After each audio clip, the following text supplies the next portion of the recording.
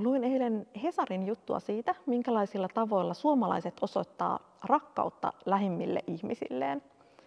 Parissa vastauksessa mainittiin aamupalan tai eväiden teko toiselle. Monesti toisen laittama leipä maistuu paremmalta kuin itse tehty. Huomenna kirkoissa vietetään paaston ajan puolivälin sunnuntaita eli leipäsunnuntaita.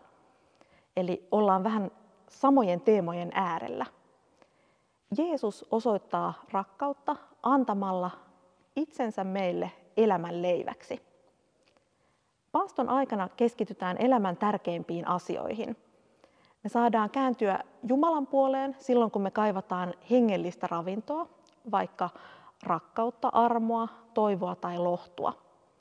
Samoin saadaan luottaa siihen, että Jumala kuulee myös meidän arkipäiväisen elämän tarpeet ja toiveet, rukoukset jokapäiväisestä leivästä.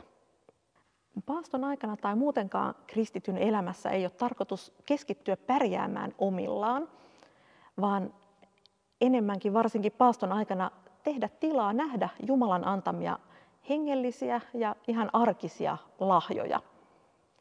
Mikä on sun rukous leipäsunnuntain teemojen äärellä? Kaipaatko Jumalalta jotakin hengellistä tukea vai jotakin arkista välittämistä?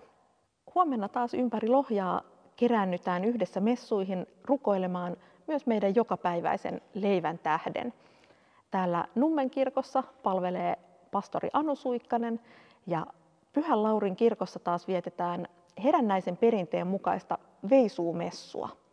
Tervetuloa siis kirkkoon ja siunausta sinulle paaston ajan toiseen puoliskoon.